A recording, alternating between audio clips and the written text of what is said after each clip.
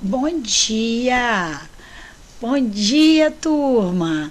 Olha que delícia! Vamos acordar para arrasar! Animados? Hoje nós vamos efetivamente começar as nossas aulas. Super mega empolgados! Acordem! Abra o olho, olha para a tela. Bora acordar! Vamos estudar, minha galera! Recapitulando um pouquinho a exposição na aula passada, a nossa disciplina de PNE, ela tem uma proposta, como todas as disciplinas. Qual é a proposta? Conhecer o indivíduo diferente, aprender a identificar esse indivíduo, aprender a abordar esse indivíduo para poder atuar. Então, qual é a proposta da disciplina? Conhecer quem é. É Down? É autista? Né? Quais são as características dessa pessoa que está chegando na clínica? Pronto, identifiquei. Se eu identifiquei, eu vou saber abordar. Como é que eu vou conversar com ele? Ele é deficiente mental? Ele é autista? Ele é esquizofrênico? Como é que eu vou chegar até ele? Então, eu vou aprender o quê? A abordar esse paciente, a acolher esse paciente e, finalmente, executar o procedimento, que eu sei que vocês já são feras nisso. Como eu disse a vocês na aula passada, a grande sacada da disciplina é conviver com o diferente, vendo nele um igual. Essa é a nossa meta, tá? E eu, como disse lá uma antiga presidente, eu quero bater essa meta. Eu quero que vocês cheguem no final do período quebrando barreiras e vendo o diferente um igual. Vamos lá aprender um pouquinho? Porém, para isso, vocês têm que querer. Nada acontece se a gente não quer. Concorda? Tudo se torna mais interessante quando você tem que estudar uma coisa que você não quer. Não é isso? Até uma mosca passando na sua frente é motivo para você parar de prestar atenção naquilo que foi apresentado e curtir a bichinha voando. Então, tudo tem que ser interessante aos olhos de vocês. E ninguém coloca isso em vocês, senão vocês mesmos. A nossa primeira aula é Introdução e Classificação sobre a odontologia para portadores de necessidades especiais ou pessoas com deficiência. A bibliografia é a mesma em todas as aulas e poderá ser consultada na biblioteca da FAESA. Antes, porém, de iniciarmos a nossa aula, eu vou apresentar aqui nesse slide todo o nosso direcionamento durante todas as nossas aulas da clínica de odontologia para PNE. Todos os slides que nós apresentaremos em aula, a grande maioria deles foi retirada das próprias clínicas de atendimento odontológico ao portador de necessidades especiais, tanto das clínicas das APAES, né, Vitória e outros municípios, quanto de centro cirúrgico do HPM, quanto da própria clínica de graduação da FAESA, e todas elas possuem o consentimento informado, assinado pelo responsável, para que as fotos sejam exibidas exclusivamente para fins de aprendizado. Fica aqui o meu alerta sobre o respeito que todos nós deveremos ter frente a qualquer foto que vocês vejam nestas aulas que nós teremos durante o semestre. Esses pacientes, eles se expõem para que vocês aprendam e se qualifiquem ainda mais. Então, todos os nossos pacientes presentes nas fotos merecem o nosso carinho e o nosso imenso respeito. Como eu havia falado com vocês, todas as nossas aulas Antes de começar, nós apresentaremos a palavra-chave. A palavra-chave, são tópicos que estão dentro da aula aonde eu vou estar ministrando naquele dia. Hoje, especificamente, a palavra-chave é diferença entre Gruspon, Husky e Mugaiá. Então, eu quero a diferença dessa conceituação. Eu não quero o conceito, eu quero a diferença, porque justamente é a diferença que importa para nós nessa conceituação. A segunda palavra-chave é o que você entendeu sobre o momento da família frente à chegada de um PNE ou PCD. Então, durante a aula eu vou abordar as características psicológicas de uma família que recebe a notícia de que vai ter ou que tem uma pessoa com uma deficiência. Como ela reage, de que forma ela reage e como são as etapas. Eu quero, então, essas são as duas palavras-chave. Não esquecendo, gente, que é para nota, é a nossa C1. Tentem se esmerar e fazer muito bem feita, porque é a nota de vocês da C1. A odontologia para PNE, ela é muito nova ainda, né? Muitas, assim, em relação às demais. Mas ela tem um histórico, e esse histórico é importante que a gente conheça. Conheça até porque em alguns concursos públicos sobre clínico geral ou concurso para PNE, esse histórico e esse conceito, ele aparece assim 99% das vezes nas questões, porque ele conta a história da odontologia para PNE. Então é importante que vocês não só conheçam, quanto aprendam. Vamos lá? Vamos ao histórico.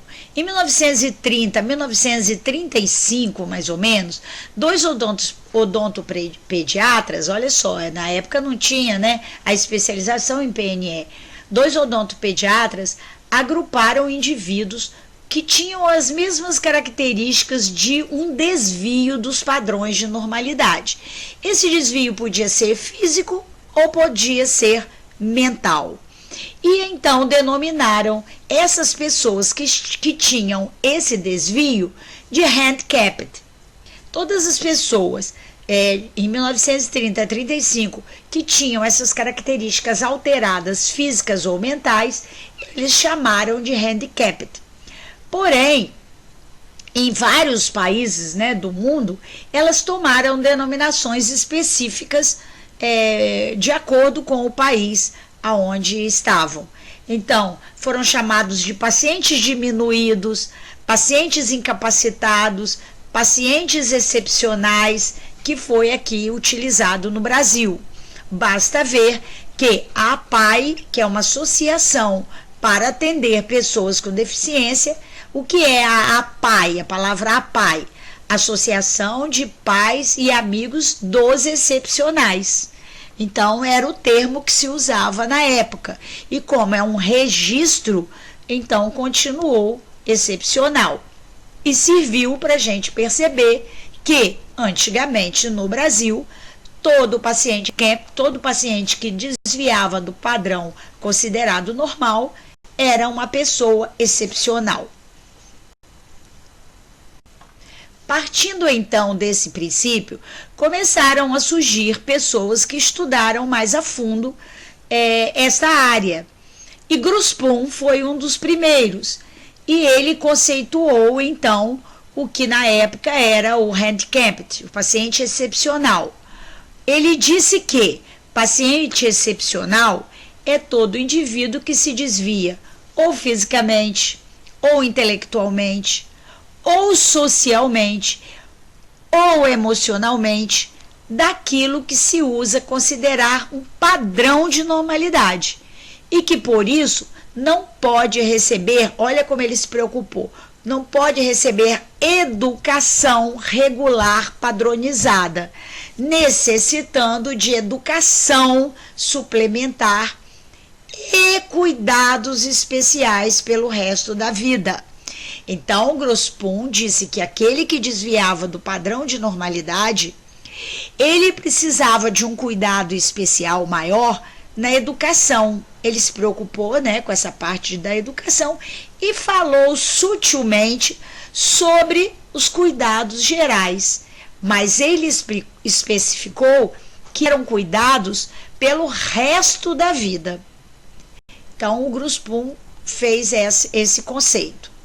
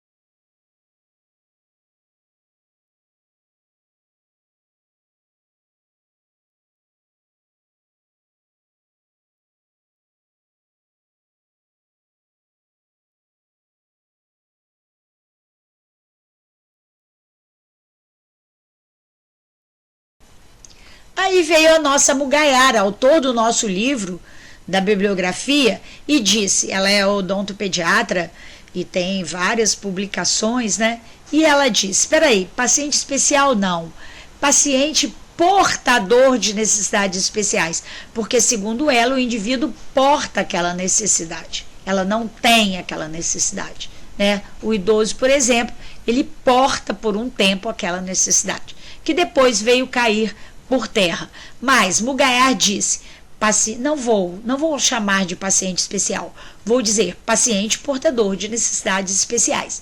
E tinha um motivo, né? Por quê? O que ela conceituou com essa nova nomenclatura? Ela diz que paciente portador de necessidades especiais é todo indivíduo que apresenta determinados desvios dos padrões de normalidade, identificáveis ou não, e que por isso necessitam de atenção e abordagem especial por um período ou indefinidamente. Olha que ela mudou identificável ou não. Então, vamos só puxar novamente. Grosspoon disse que era uma pessoa que desviava do padrão e precisaria de cuidados pela vida inteira. Husky veio e disse, não, ele pode precisar pela vida inteira, mas pode também precisar só por um determinado tempo. E a Mugayar veio para acrescentar o quê? São pessoas que desviam do padrão, mas podem ser identificáveis ou não. Quem é que ela acrescentou aí, gente? Pessoas com cardiopatias, pessoas HIV positivo, pessoas com problemas endócrinos. Todos esses são pessoas especiais, portadoras de necessidades especiais, mas não são identificáveis até o momento que eles se identificam, que o paciente diz o que ele tem. Então, o paciente portador de necessidades especiais veio acrescentar os indivíduos que têm, sim, algumas doenças fisiológicas, mas que, ao olhar, a pessoa não identifica. Então, eu mostrei aí a vocês a história do conceito de PNE e as diferenças presentes em cada uma delas. Aqui é para facilitar um pouquinho a vida de vocês, né? o slide mostrando a evolução do conceito, que é o que a gente falou slide por slide, e aqui o resumão, para que vocês olhem e identifiquem as diferenças. Tá aí, gente, aproveita. Algumas coisas mudaram, novos conceitos surgiram. E hoje, principalmente na área de educação, assistência social, né? A palavra utilizada é PCD, pessoa com deficiência. Porque quando se começou o estudo, se começou na área médica, né? Quais eram as diferenças físicas, mentais, psicológicas, psiquiátricas. Mas, com o decorrer do tempo, esses indivíduos vieram a conviver socialmente muito mais do que, né, nos tempos passados. A gente tem história, né, lá da Idade Média, aonde todas as pessoas que tinham filhos com alguma deficiência visível, em pequenininho, eles iam a um despenhadeiro e os jogavam. Então, assim, todos que tivessem alguma deficiência não eram aceitos no meio social, tinham que serem, entre aspas, eliminados ou, na palavra mais grosseira, mortos. Porém, com o decorrer da vida, os tempos foram passando e as pessoas foram estudando mais sobre essas características e esses conceitos. E aí o paciente, as pessoas com alguma deficiência vieram para a sociedade, para o meio social. E aí, então, eles foram estudados também com outra visão, além da visão médica. E hoje, o modelo é muito mais social que médico, né? Então, o que o modelo social diz que a deficiência é resultado das limitações e estruturas do corpo, mas também da influência de fatores sociais e ambientais do meio no qual essa pessoa está inserida. Não, eles sempre dizem, né, esses novos conceitos, não é a pessoa que tem deficiência. Quem importa essa deficiência é a própria sociedade que não as admite. Então, por isso eles dizem hoje, pessoa com deficiência. Aprendam porque é um termo que hoje é muito usado.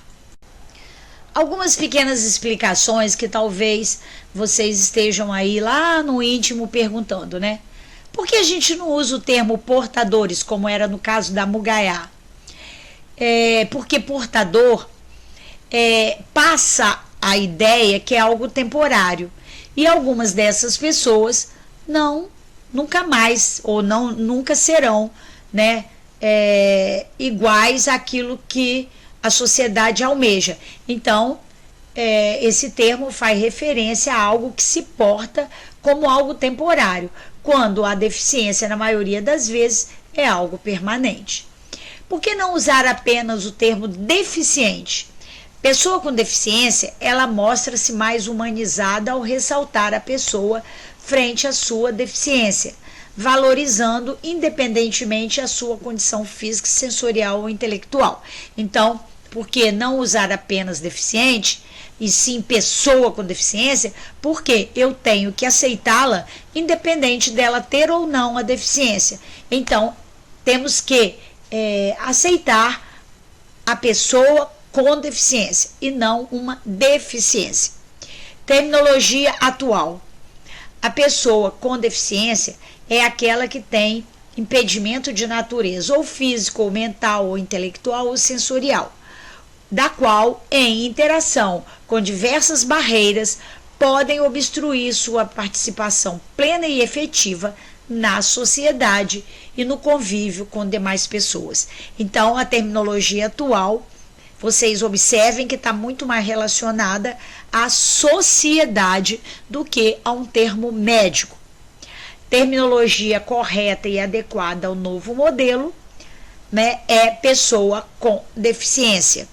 Não fazê-lo significa dar margem a perpetuação da exclusão e estigmatização dessa pessoa. Claro que uma terminologia não vai mudar o comportamento da sociedade, mas com certeza vai chamar a atenção para a inclusão desse indivíduo. Para que possamos entender melhor como se divide esta questão de desvios de padrão de inteligência, físico, neurológico, psicológico, é preciso que a gente conheça a classificação para portadores de necessidades especiais. E aqui, meus alunos, eu peço a vocês que prestem muita atenção. Essa classificação é a coisa, vou falar bem assim, mais enjoada da disciplina, mas muito necessária. É preciso que vocês conheçam essa classificação. Não se preocupem em lembrar que desvio de inteligência é número 1, defeitos físicos número 2. Não é isso. Vocês só precisam de conhecer os desvios, porque quando vocês estiverem já formados, sendo, sei lá, coordenadores de saúde bucal, trabalhando nessa área burocrática de algumas prefeituras, vocês precisam de conhecer o indivíduo de acordo com a classificação que ele se encontra. Então, eu peço a vocês que estejam muito antenados nessa classificação. Eu sempre vou colocar a classificação em um exemplo, mas existem inúmeros exemplos, tá? Esses exemplos que eu coloco na setinha é o que nós vamos dar mais ênfase no nosso estudo e porque são patologias que são muito frequentes na clínica odontológica. Então, vamos lá. A classificação ela é puramente didática, como eu mesmo falei, e ela é realizada segundo a área comprometida do indivíduo. Então, nós vamos, por exemplo, ver a primeira classificação, que é o desvio de inteligência. O desvio de inteligência, nós vamos estudar os diversos tipos de desvio mental ou intelectual. Nós vamos entender o que é uma deficiência mental. A segunda classificação são os defeitos físicos, todo tipo de defeito físico, aonde nós vamos dar ênfase à paralisia cerebral, porque são pacientes extremamente limitantes para ser atendido no consultório. Sempre lembrando que não necessariamente vocês precisam de ter essa mesma ordem da classificação. Eu tenho que saber os nomes dos desvios, mas não necessariamente 1, 2, 3, ok? Fique bem claro isso para vocês. Defeitos congênitos e genéticos. Existem inúmeros defeitos congênitos e genéticos para essa classificação. Vamos dar ênfase à síndrome de Down, porque realmente é a mais comum, né, e a mais frequente, porém vamos conhecer algumas outras. Síndrome de Edwards, síndrome de Rubinstein-Taube, algumas síndromes, mas a ênfase maior nossa é sobre a síndrome de Down. Vamos estudar também desvios comportamentais, dando ênfase maior ao autismo, mas a gente sabe que birra, agressividade, todas essas são desvios comportamentais. Desvios psíquicos, nós vamos estudar as psicoses e as neuroses, dando ênfase, por exemplo, à esquizofrenia, que é muito comum também durante o nosso atendimento. As demais classificações, vocês devem aprender, vocês devem, a palavra até eu não gosto, mas decorar. Todas essas classificações vocês têm que saber, tá, gente? A sexta aqui que eu coloquei é a deficiência sensorial e de audiocomunicação. São as pessoas com deficiência auditiva e visual, que não, por ser uma área assim, muito mais prática do que teórica, nós vamos com certeza estar trabalhando com pacientes com essas deficiências na clínica. Doenças sistêmicas crônicas são as nefropatias, as cardiopatias, as neoplasias, a HIV. Isso vocês com certeza estudaram, né, lá no início do curso de odontologia e que, compensadas, nós podemos atender em qualquer consultório odontológico, assim como as doenças endócrino-metabólicas, que também, compensadas, podemos atender em qualquer consultório. Temos também os desvios sociais, que eu alerto aqui para o exemplo. Favelados, alcoólatras, são exemplos. Essa questão de favelados é um termo que é usado no livro da Mugaiá, mas que eu gosto sempre de alertar a vocês que não é o termo para pessoas com desvio social. Desvio social são as pessoas excluídas da sociedade. As pessoas que dormem pela rua, as pessoas que não têm referência nenhuma. Por quê? Não quer dizer que uma pessoa que mora, o que hoje a gente chama de comunidade ou favela, tem algum desvio social. São pessoas trabalhadoras, sérias. Nós não podemos estigmatizar as pessoas por morarem em algum lugar. Mas como o livro relata essa palavra, eu coloco e sempre dou essa explicação.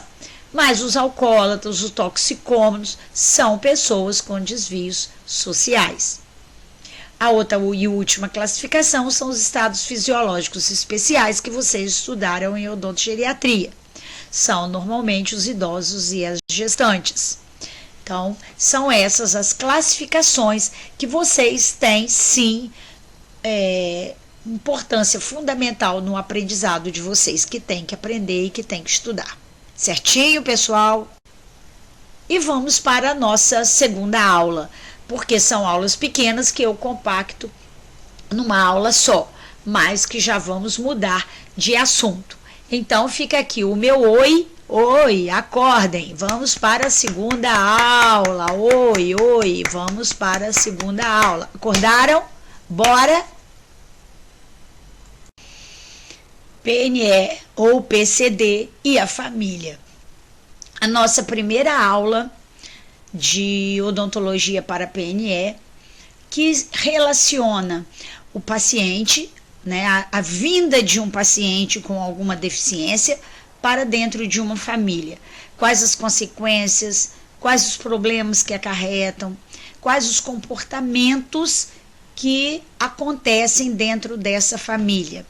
Importante demais para a nossa abordagem lá na clínica. Nós vamos observar que esta aula traz um aprendizado que logo na primeira clínica vocês já vão começar a colocar em prática. Quem é essa família? Em que estágio essa família se apresenta? Vocês vão poder conversar com ela de que forma, de que maneira vocês vão chegar até essa família. Então, é exatamente o que a gente estuda nessa pequena aula, mas de grande importância para iniciarmos o atendimento ao PNE. A espera do filho perfeito. As pessoas pensam sempre que quando um bebê nasce, ele deve ter o quê? Tudo perfeitinho, O narizinho perfeito. Esse é o meu netinho Henrique, Na escala, eu tenho 4 netos homens. Na escala, ele é o terceiro homem. Nem uma menininha para eu pôr um lacinho aí, mas tudo bem. Então, o Henrique, como os outros todos, caminharam com um nascimento esperado. Então, um filho perfeito, uma criança com o nariz no direitinho, a boquinha direitinho, a orelha direitinho, tudo certinho nos seus devidos lugares, Então, essa é o grande desejo de toda a família, que a criança nasça perfeita. Então, quando as mulheres estão grávidas, o que elas pensam? Elas pensam em ter filhos saudáveis, bonitos e inteligentes. Essa é a meta de qualquer mãe. Essa mamãe aí é a minha filha Nina. Eu também, quando fiquei grávida dela, também pedia um filho saudável, bonito e inteligente. Então, toda pessoa, nunca vi nenhuma grávida sonhar, meu desejo é ter um Downzinho, meu desejo é ter um filho paralítico cerebral. Não. as pessoas, quando engravidam, a família, quando vai receber um bebê, ela espera que o filho seja saudável, bonito e inteligente. E aí é uma delícia quando esses filhos vêm exatamente, né, do jeitinho que a família sonhou. Novamente aí, meus 2 netinhos, o Luiz e o Bernardo, que agora já estão maiores, essas fotos são antigas. Então tá aí, 2 bebês cujos pais sonharam em ter inteligentes, saudáveis e bonitos, e as crianças vieram como eles imaginaram que deveria ser. Assim como eles, eu também sonhei, né, em ter 2 filhos bonitos, saudáveis e inteligentes. E também fui agraciada por essas 2 lindezas que hoje são os pais dos meus netos. Então foram filhos bonitos, saudáveis e inteligentes. E aí eu sempre mostro essas fotos, né? Esses são os meus filhos já grandes, da questão de você esperar na gestação, né, por filhos bonitos, saudáveis e inteligentes, e chegar na idade, né, adulta, como vocês estão, e descobrir que realmente, né, é muito bom você ter filhos bonitos, saudáveis e inteligentes que gerarão, provavelmente ou não, filhos bonitos, saudáveis e inteligentes. E assim caminharia toda uma humanidade. Mas a gente sabe que a vida, ela não é por si só um céu, ou pelo menos parece pra gente que ela não é por si só um céu iluminado e aquecido pelo sol. Ela muitas vezes é uma caixinha de surpresa. Então, aquilo que a gente sonha pode não ser a realidade que recebemos. E muitas vezes a gente se questiona o porquê daquela vontade ou daquela certeza se transformar numa grande surpresa e nem sempre muito agradável ao primeiro momento.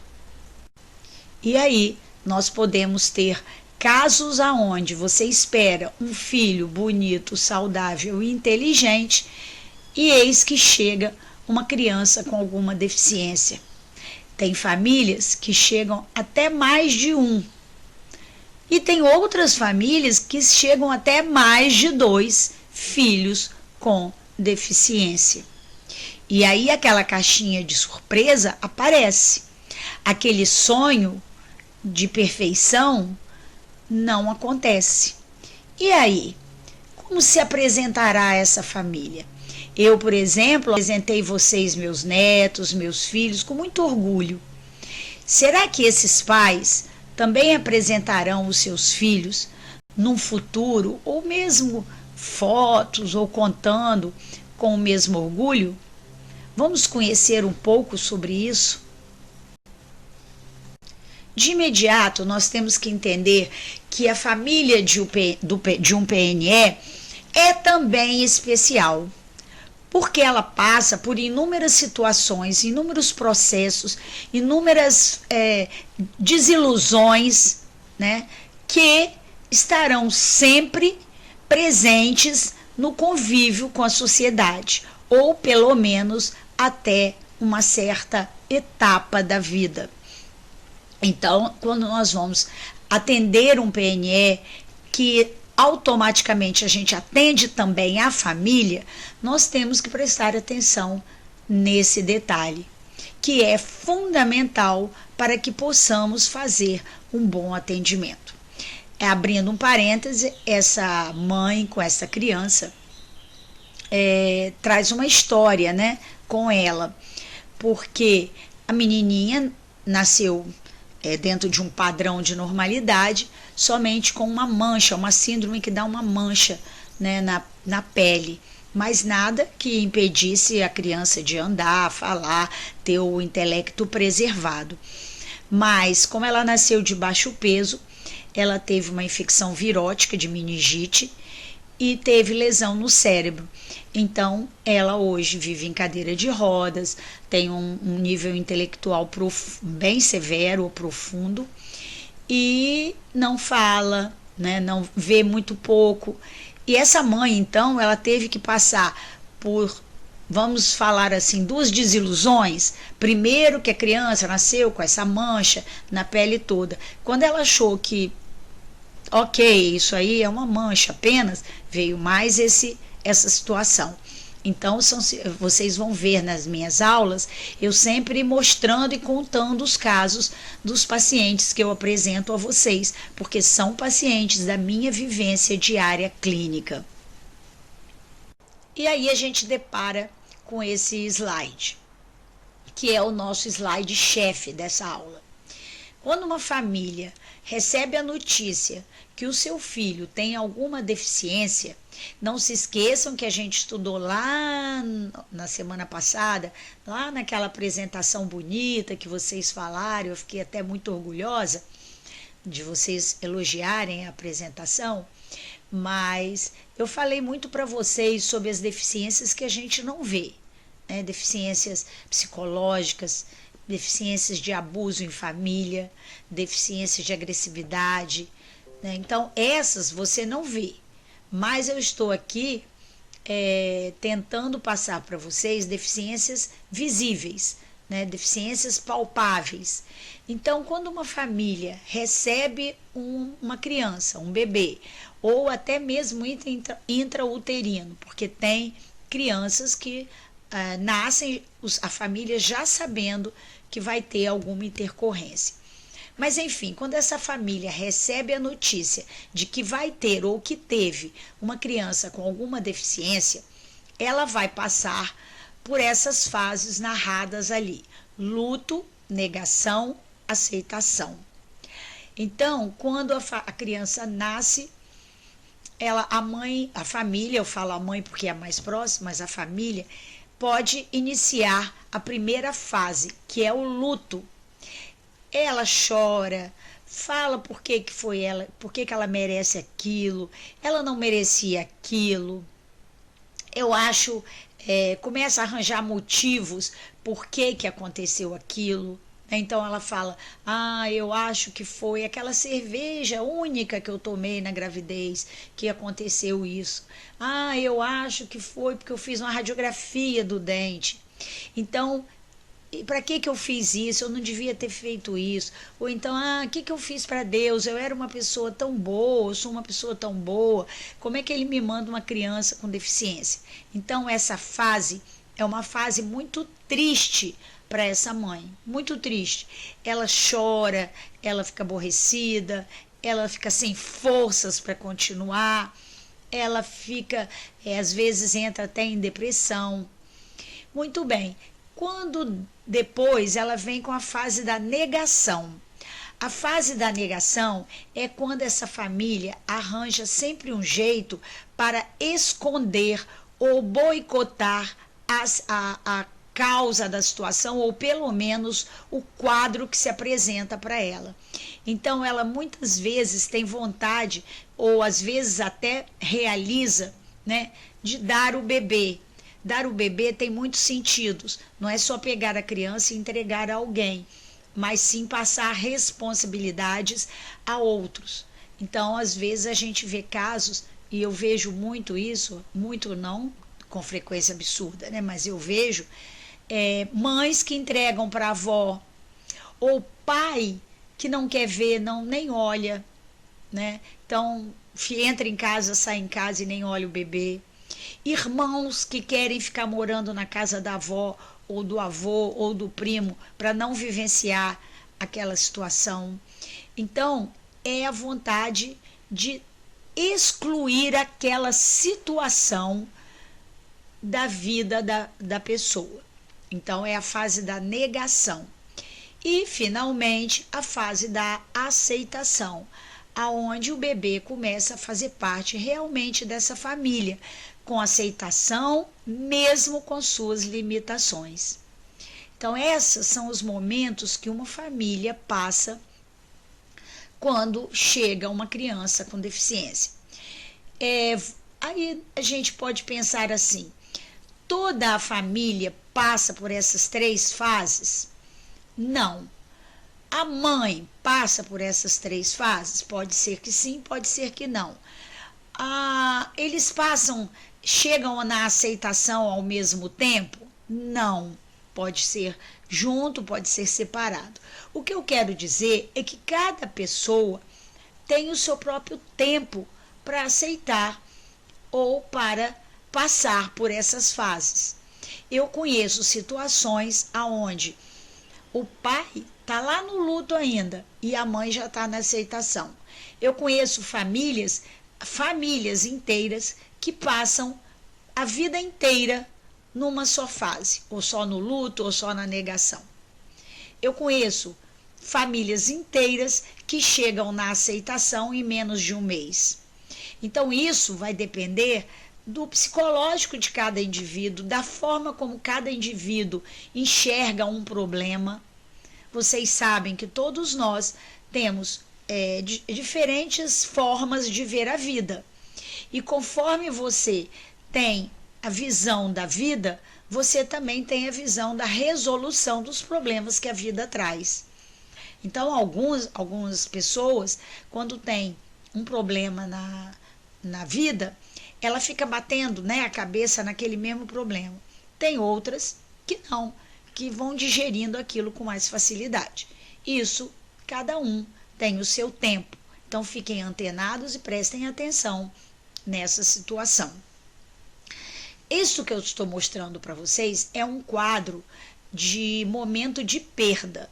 Por quê? Porque quando você tem um filho com alguma deficiência, você perdeu alguma coisa. O que você perdeu? Perdeu aquilo que a gente viu quando eu mostrei as fotos dos meus filhos e dos meus netos. Perdeu a expectativa daquilo que você tinha em relação ao nascimento do filho. Então, você imaginava um filho bonito, inteligente, e você tem um filho com alguma deficiência ou alguma limitação. Então, você perdeu aquela expectativa e você vai precisar de se reestruturar para entrar, então, até a fase da aceitação.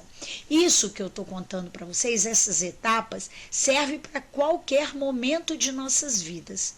Se você tem um namorado ou namorada, é apaixonado por ele, e ele termina com você, ou ela termina com você, né?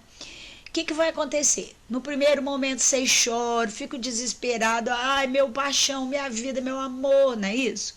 Depois vocês falam, Deus me livre, que eu me livrei, né? Aquela peste lá, aquela coisa horrorosa, aquela me enchia o saco. Deus me livre, adorei, quero distância daquilo. Para finalmente vocês entenderem que as pessoas deixam de gostar e terminam relações. E vocês acabam depois arranjando outro parceiro ou parceira e ainda sendo amigo daqueles que vocês, num momento qualquer, choraram por eles. Então, é a mesma coisa, funciona do mesmo jeito. Então, esse quadro, esse slide, ele fala sobre a perda de algo. Assim vai com separações, assim vai com morte. Tudo isso leva você a passar por essas 3 fases. E você se você se agarrar em uma dessas fases, a não ser a aceitação, lógico, mas se vocês se agarrarem no luto ou negação por muito tempo, por mais tempo do que deveria, podem procurar ajuda, porque está havendo aí um problema psicológico. E assim também é a família do PNE. Quando ela demora demais numa fase só, ela tem que ser alertada sobre a necessidade de procurar uma ajuda. Ok? Espero que vocês tenham entendido esse quadro, porque ele é de imensa importância durante os nossos atendimentos. E nós vamos ver em seguida o porquê. Agora que conhecemos bem as fases, né, que passa uma família que tem como um dos membros uma pessoa com deficiência, é mais fácil entendê-los dentro do nosso atendimento. Então, às vezes, vocês vão receber pais, mães, trazendo seus filhos na clínica lá da FAESA, né, ou mesmo num consultório que atenda a PNE, muito carente, aquelas mães que vocês só de falar que lindo o seu bebê, começa a chorar, começa a se colocar de vítima.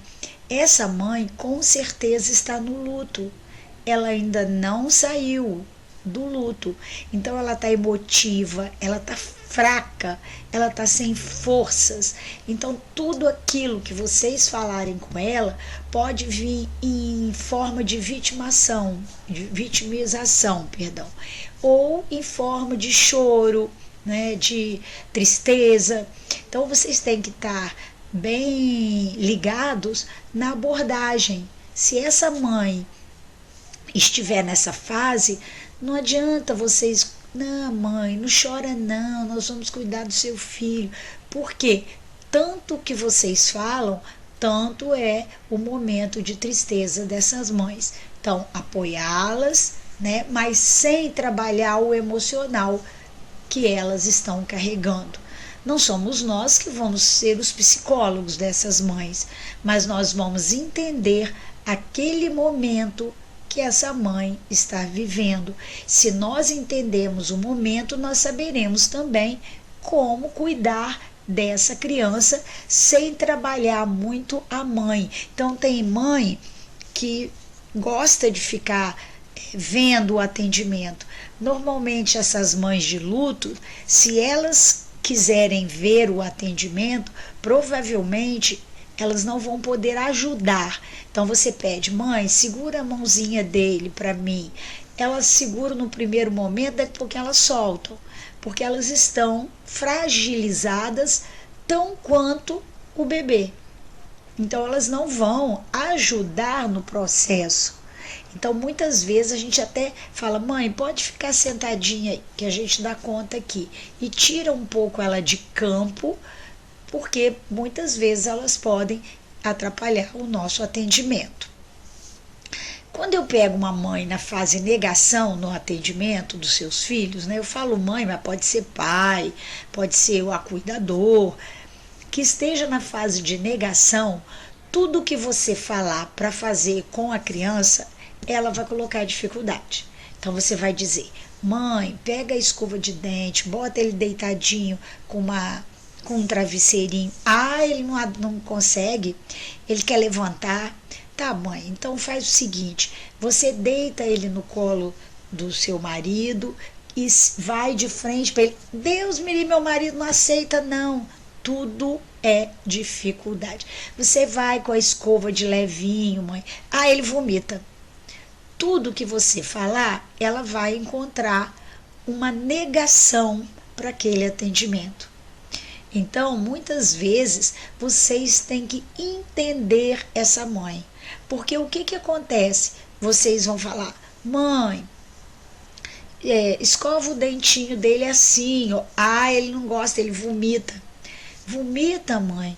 Então vamos fazer o seguinte, deixa eu fazer uma vez para você ver, de repente, talvez é o jeito. Aí vocês vão fazer. Aí ela vai dizer, sabe o quê? Muitas vezes, ah, é porque é você que fez. Se fosse comigo, minha filha, não deixa não. Ô mãe, então vamos lá, toma a escova, vão tentar fazer. Então assim, vocês vão trabalhar não agredindo, brigando, zangando. Eu falo sempre assim, ensine e desafie com amor. Mãe, eu sei que é difícil. Vê se você consegue, vai para casa e tenta. Semana que vem você me conta. Então você não abriu mão dela escovar o dente, mas você desafiou com amor. Então é mais ou menos a abordagem que a gente tem que fazer com uma mãe na fase de negação. Agora, na fase de aceitação é tudo de bom. Elas vão estar prontas, eu falo sempre que elas vão estar prontas para ouvir vocês. E ela vai perguntar, e ela vai querer saber mais, né? A gente pega, às vezes, mães mais velhas, que já os filhos já têm, sei lá, 25, 30 anos. E elas, às vezes, estão cansadas Não que elas não estejam aceitando, às vezes já aceitaram há muito tempo, elas estão cansadas, né? Porque além de escovar dente, tem que às vezes dar banho, tem que levar para fono, fisioterapia, tem aqueles meninos rebeldes que gritam. Então, às vezes, essa mãe está cansada. Ela só precisa de quê? De um incentivo de vocês. Ela só precisa disso. Então, mãe, nossa, o dente dele tá legal, tá bem tratado, você que cuida dele, parabéns, mãe, muito legal, muito. Claro que aqui, ó, mãe, precisava, talvez é a posição que ele fica, que tá precisando escovar um pouco mais. Vai para casa, mãe, e tenta esse. Então, assim, observem que a abordagem com a família não é uma abordagem que talvez vocês estejam acostumados na clínica, né, na clínica normal de vocês lá da FAESA, em odontopediatria ou mesmo em clínicas integradas ou qualquer outra. Então, é sempre desafiando com amor. E por isso que vocês têm que conhecer os momentos da família. E quando a gente chegar lá na clínica, vocês vão me dizer em que momento aquela pessoa que foi levá-lo está. Então vocês têm que saber esses slides. Por quê? Porque eles são importantes para vocês fazerem a abordagem. Espero que vocês tenham entendido isso muito bem. Se não entenderam, me perguntem, porque é um slide fundamental para o nosso atendimento. Esse slide, ele mostra perfeitamente as mães, né, que passaram por todas essas fases e chegaram à aceitação. No primeiro slide é uma mãe com uma criança com síndrome de Down. No segundo slide, nessa menininha com a escova na boca, ela é deficiente visual. Ela tem uma síndrome que ocasiona deficiência visual, cegueira. Na terceira foto, onde eu tenho a mãe e a filha de capuz verde, ela tem a menina que é atendida na clínica, ela tem uma deficiência mental. Quando eu desço o slide abaixo, onde eu tenho a mãe com um menininho de blusa branca, esse menininho ele é sindrômico, ele tem uma síndrome em face de passarinho. No slide logo abaixo, onde eu tenho um aluno empurrando a paciente na cadeira, a mãe, né, leva essa paciente para ser atendida e ela tem paralisia cerebral. E esses dois últimos slides, que é essa mãe maravilhosa, apaixonada por essa menina linda, que também é paralítica cerebral. Ela nasceu sem nenhum problema e ela precisou de operar de hérnia, bem bebezinha. E durante a anestesia ela teve uma anóxia e ficou paralítica cerebral. E todas essas mães olham para os seus filhos com admiração e com amor. Vocês vão notar, se vocês pedirem a uma mãe que não entrou na fase de aceitação para tirarem uma foto dos seus filhos, dificilmente ela vai permitir. E quando ela permitir, vocês vão ver que ela não vai ter esse olhar de admiração. Nós sabemos que a pessoa com deficiência nem sempre ela é atendida por nossos colegas cirurgiões dentistas. As limitações, de fato, são maiores, mas maiores do que as limitações do paciente é a limitação do cirurgião dentista. Alguns deles, só de olhar a pessoa com alguma deficiência, já se nega ao atendimento. Muitas vezes a gente até aponta o dedo para esses profissionais e os critica. Porém, é bem claro que aquilo que a gente não conhece, a gente se assusta, a gente faz barreiras. E o dentista não é diferente. Todos vocês, alunos da FAESA, estão aptos a trabalharem e atenderem pacientes especiais. Claro que dentro do limite daquele paciente.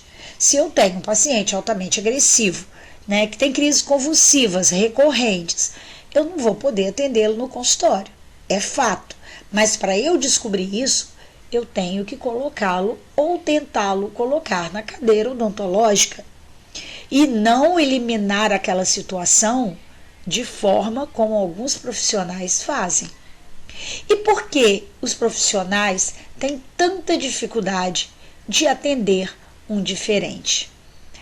A primeira situação que os afasta é a consciência da própria imperfeição. Quando eu vejo uma pessoa com alguma deficiência, eu entendo que aquela pessoa vai se tornar um desafio, não na área odontológica, onde eu domino, vamos dizer assim, mas na área pessoal, a minha incapacidade de lidar com aquela situação. Então, isso é uma barreira. Eu não consigo ver uma pessoa numa cadeira de rodas, por exemplo. Se ele chega no meu consultório, numa cadeira de rodas, sem falar, babando, eu não consigo enxergar aquilo. Aquilo mostra que eu não vou consegui-lo atender, que eu sou o imperfeito. Olha, gente, como que isso trabalha com o psicológico de quem vai atender. E olha como que isso é legal para vocês que vão ter oportunidade de colocar a mão na massa e atender pessoas com alguma deficiência e quebrar então essa barreira que acomete todos os nossos colegas que nunca tiveram contato com pessoas com deficiência. Outra situação é que ela espelha as nossas limitações e castrações. Quando eu sei que aquele paciente vai me dar muita dor de cabeça, vai se mexer, eu não vou conseguir colocar o sugador, eu não vou conseguir usar o alta rotação, eu percebo a minha limitação enquanto profissional. E isso me dá uma baixa. Né? Então, eu sou fera em restaurar, eu sou fera em resina, eu sou bom em cirurgia. E quando aparece uma pessoa que me desafia, não pelo dente, não pela situação cirúrgica, mas pelo comportamento e pela aparência física. Isso me mostra o quanto eu sou limitado para atender essa pessoa. E aí, antes que eu perceba isso na realidade, eu não atendo. Ok? Outra situação muito comum são os conflitos não camufláveis. Então, se eu atender aquela criancinha ali toda tortinha, toda comprometida, eu vou sentir pena dela, muita pena, e ela vai me olhar e vai ver a pena que eu tô sentindo dela. Eu posso, gente, até chorar de olhar aquela menina. Então eu prefiro não atender, eu prefiro não ver, eu prefiro encaminhar. Essa é outra situação, são os conflitos internos emocionais que a gente não consegue superar. Outra situação é a força da sobrevivência. Vocês não imaginam a quantidade de pacientes com deficiência que têm 3, 4 aninhos e já foram submetidos a inúmeras cirurgias, que usam sondas gástricas, que usam sondas neurológicas e que são crianças alegres, felizes, brincalhonas. Então, muitas vezes, o profissional olha aquele ser e pensa, será que eu teria a força da sobrevivência que esse bebezinho aí, ó, tem? São limitações na área da psicologia que impede o cirurgião dentista de atender o paciente. Às vezes é um paciente tão fácil, gente, tão fácil. Só precisa de quê? De conhecer, de botar na cadeira, de examinar, de escovar o dente. É só isso. E se aí sim não conseguir, encaminhar para quem de direito, porque muitas vezes os meus colegas encaminham pacientes para mim fisicamente extremamente comprometido e que na cadeira não me dá trabalho nenhum, nenhum. Enquanto muitas vezes eles atendem pacientes com desvios psíquicos, pânico, esquizofrenia, sem saber o que está fazendo, o que está atendendo. E aí lá no meio é que o negócio explode e aí ele encaminha para quem atende.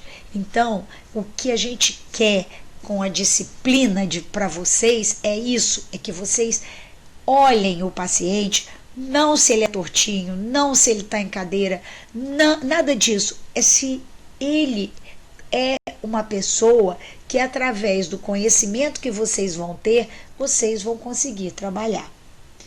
Então, esses são os sentimentos que geram nos profissionais que se empenham ou que se deveriam empenhar em atender um PNE.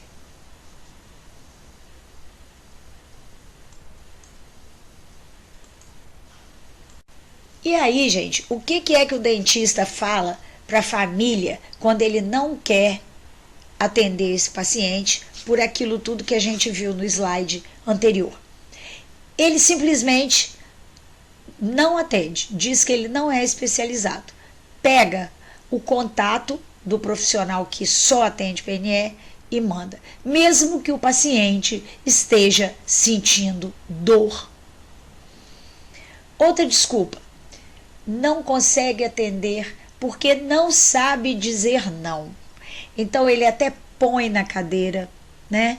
Ele até brinca com o paciente, mas ele não atua no paciente, porque ele tem aquele sentimento de piedade e ele diz para a família: eu não vou conseguir atender porque eu não sei dizer não. Mas ninguém precisa dizer não. A pessoa precisa é de trabalhar no paciente, é de executar o procedimento no paciente, mas só vai saber se consegue ou não se fizer, se tentar, né? A terceira desculpa é a desculpa da negação, de forma atenuante. Ah, ele é tão bonitinho, né? Ele até que não tem muito problema não, né? Ele tem o olho, podia ter nascido sem olho, mas também não atende. Conversa com a pai, com a mãe, passa a conversa e encaminha.